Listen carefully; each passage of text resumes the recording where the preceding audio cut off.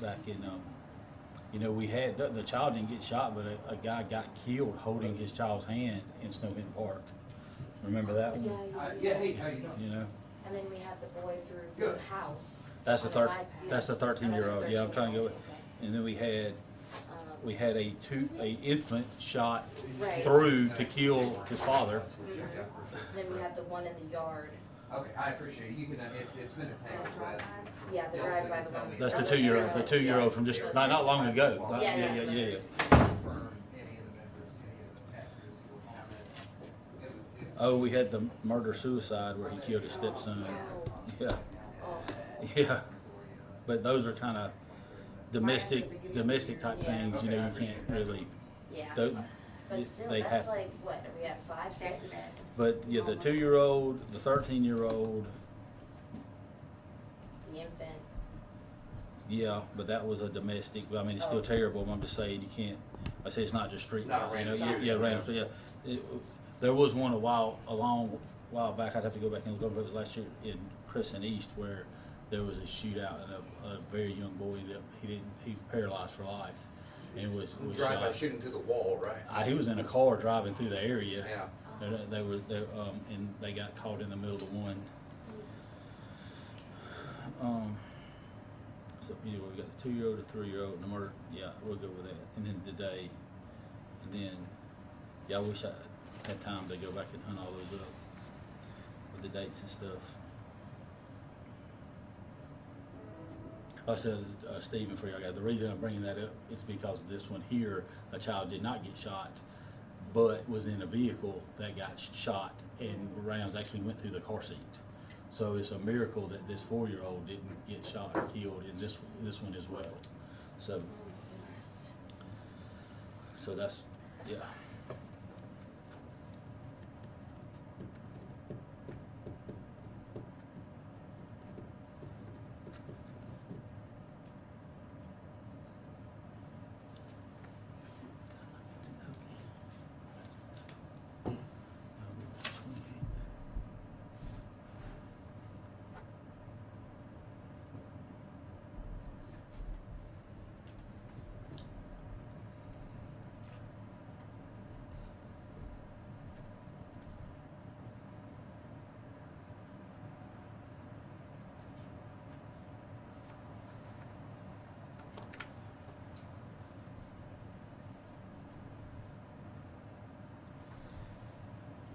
Are we gonna turn the lights on? Yeah, I can. Somebody, one of y'all figured this out last I night? got it, don't touch it. If it You got it? works like it's supposed I to. got it. I told you. Got a big off on it. Okay. He knows what he's doing. Sometimes. Not your first rodeo. When we first got those, we all goofed them up and nobody could get them on.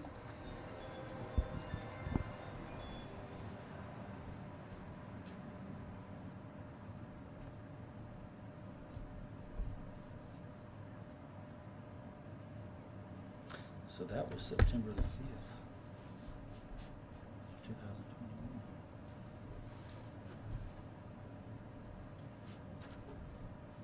That's a fancy backpack system we got there. That's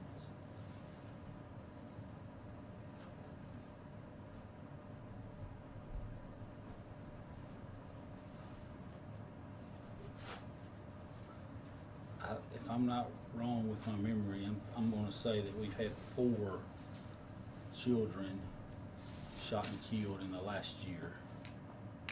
Does that sound right to y'all? Sounds. Cause I look at September 5th, 2021 was where the wife shot through her Yes. child, so that's Oh, one. you don't wanna say shot and killed. I'm just because gonna- That kid survived. Oh, you're right, right. So then we had the murder suicide, so that's when that was 8-year-old that was back in killed. January. And early then we February. had 13-year-old at Washington Square killed. We had the 2-year-old the other day.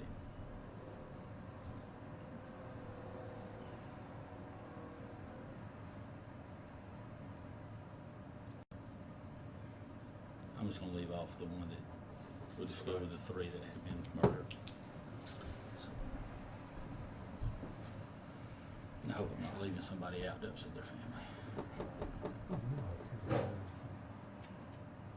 Do y'all know if anybody else is coming? If not, Here's somebody walking.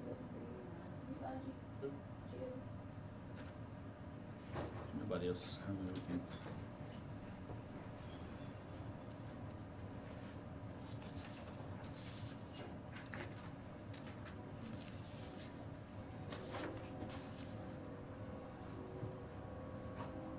I need white paper. Hold on 1 second. Hey, Chief. Thank you, sir. Shut this door, thank you.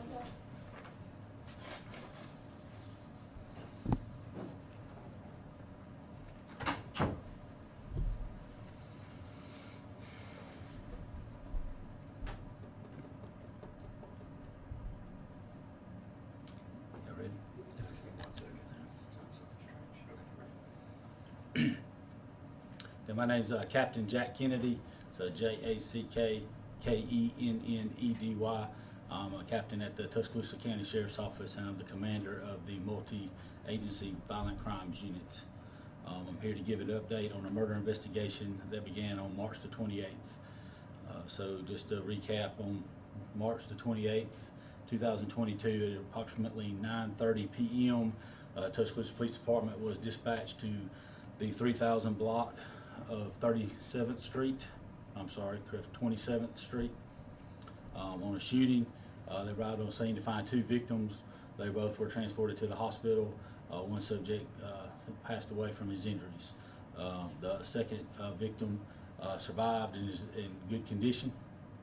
To announce, we do ask that any persons that have any information, personal or otherwise, or has been communicated to them, to come forward and contact the Violent Crimes Unit or the Tuscaloosa Police Department. We ask that all persons anywhere in that area, businesses or persons' homes, to check any video systems they may have, ring cameras. Our investigators have been canvassing the area since that time, beginning in the early morning hours. We went back out in the daytime hours. I think we're out again doing the same, but we ask homeowners and businesses to also check their own things. We have a hard time catching up with homeowners during work time for any suspicious persons or vehicles, particularly for any vehicles that may have been seen fleeing the area immediately after the shooting. So that again would have been around 9:30 p.m. on the 28th. If you think that you have anything of interest on your cameras, call us immediately, day or night. We'll come and get it and add it to our case file. On another note, during this incident that took place in the street, a vehicle was shot multiple times during the gunfire, and a 4-year-old boy was in one of the vehicles that was struck. Rounds passed through that vehicle, and it included passing through a car seat. It is a miracle that this child was not seriously injured or killed in this incident. By my quick check before this meeting, we've had 3 children murdered by random gunfire or violent gunfire in our city in the last 12 months.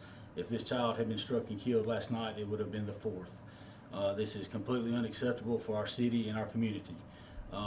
These are innocent victims that have nothing to do with the personal disagreements or whatever it is that people say caused them to commit these violent criminal acts. And I'm going to be clear, these are criminals. We're not going to write this stuff away as streets taking care of their own business. These are criminals. These are criminal acts. Our city and community's got to work together. The police are on your side. All departments are working together to get these people off the streets, and this is unacceptable. We almost had another child murdered in our city the night before last. This is unacceptable, and I'm asking anyone out there that has information to immediately contact us. Don't think about it. Call us. Come meet us. We'll come to you. We've got to work to get these folks off the streets and to get justice for these families.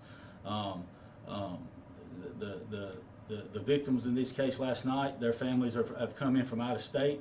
We're dealing with them on a daily basis. They're trying to put the pieces of their lives back together. And there's folks out here in our community that have information that could help us with this case, as in all cases. Now's the time. Now's the time. We've got to turn a corner in our community with all of us working together. And I just can't stress that enough, that that working together, we can make this a better place. And we've got to bring justice for this. And again, on a personal note, I have children, most of us have children. I can't stress enough that we almost had another innocent child last night killed by the careless and reckless and thoughtful actions of another criminal on our streets. And again, I'm just asking for anyone with information to immediately contact us. So just to clarify, the child that was almost hit, totally unrelated to what happened Monday night? Correct. Okay. Obviously, a 4-year-old has nothing to do. Yeah, correct. And this child miraculously was not hurt, and it's a blessing. And where did this happen last night with the child? It was at the scene on 27th Street. So This is Monday night shooting. yes. This is the one that just occurred. The So murder on the from- same street? Yes, so at the shooting on 27th Street, errant rounds from the shooting went through a car that contained a 4-year-old child and passed through a car seat. Jack, you made a reference to the streets taking care of themselves. I know that you can't say a lot about the possible motives in an ongoing investigation, but is the sense that these the shootings we've seen so far this year are some of them may be linked, they may be retaliatory. What's the motive behind this spike in The violence? vast majority of them are personal disagreements for different reasons. They could be perceived gang affiliated. They may be personal between romantic attachments. They could be family disputes. At the end of the day, they're almost always a personal dispute against another person. And what I mean by streets taking care of themselves is this code of silence, right? That I don't need to get involved. The people, the information can be developed by the police without people's assistance. That's what I was referring to, and is that things that happen outside of my home aren't my concern. That's what I meant by that. It is everyone's concern to try to stem violent acts in our town. Any one of us could be a victim. Any member of our own families could be a victim at any time. I think about a year ago, maybe 2 years ago, we had a shooting at the mall, not the most recent one, which was a little bit different, but we had one about 2 years ago at the mall where innocent children were struck. Now that I'm thinking about teenagers, were struck as well. Any of us could be a victim, and folks that don't have the discipline or the common sense to not engage in wild shootouts in public in heavily populated areas, we've got to address that. But what I want to address is the code of silence, or the ability. We always have good citizens in our community. Almost everyone, 99% of everyone in our city and town are good people. They're good people. There's lots of different reasons why they may be reticent to help the police. We're all in this together. I live here. This is my town. My family goes to school here.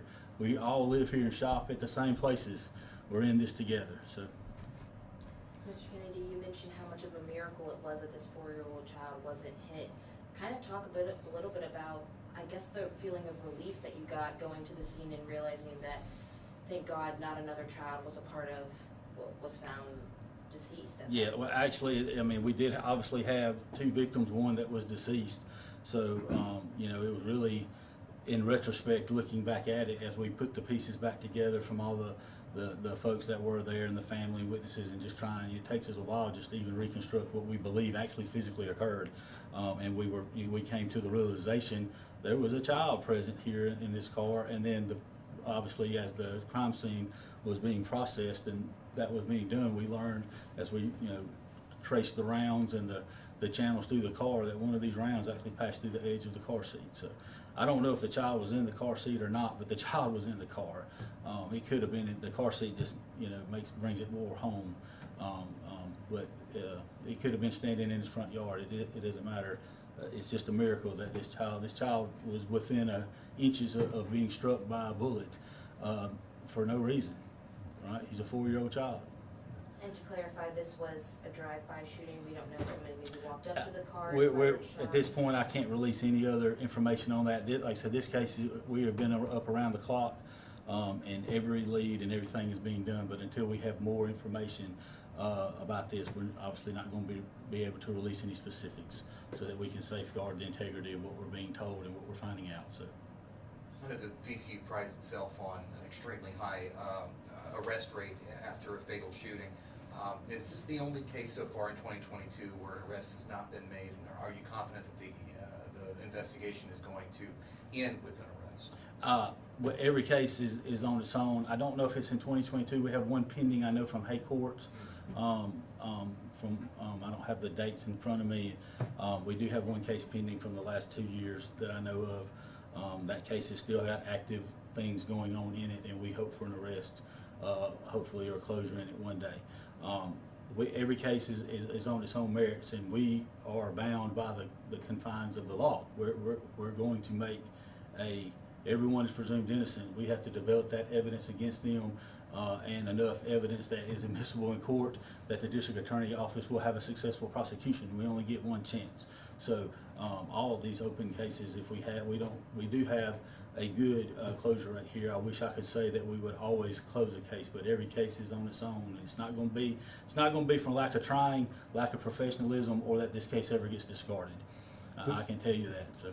I think I was going in and out when y'all were talking about this before the news conference. This is homicide number 1 for Tuscaloosa County for 2022. Unfortunately, I don't have that right in front of me. I believe, if I'm not mistaken, it may be the 7th. 7. But I may not be correct, but I believe that's correct. The victim, the person who passed away, and the person who was shot but is recovering, were they half brothers or related? Were they half brothers? Yes, I believe they were brothers or half brothers. Yes. Yeah, I'm sorry, I should have mentioned that. The deceased and the other victim were related in that way, I believe. And you believe they were the intended targets of the shooting? Yes. And at this point, you don't have what you might call, as you'll often say, a person of interest. Right? No, if we do develop any persons of interest, we will. I promise you, we will ask for y'all's assistance in disseminating that. Okay. So but at this point, we don't have that. That may change when I walk out this door right now, but as of right now, we do not. As people canvass their security footage and look through to see if they caught anything on home or business security cameras, if somebody sees something that's of interest, what's the best way to get that in your hands? Yeah, you can call our office direct at 205-464-8690. Again, that's 205-464-8690. If we can't get in touch with any of us here, and the reason for that would be that we're all out of the office working, then just call the Tuscaloosa Police Department at 205-349-2121, or any police department that you feel comfortable talking to. We can all be contacted 24 hours a day by our dispatches from our respective agencies. So we will definitely make contact with you and either come out immediately or make arrangements to get that from you. Thank you, sir. Thank y'all.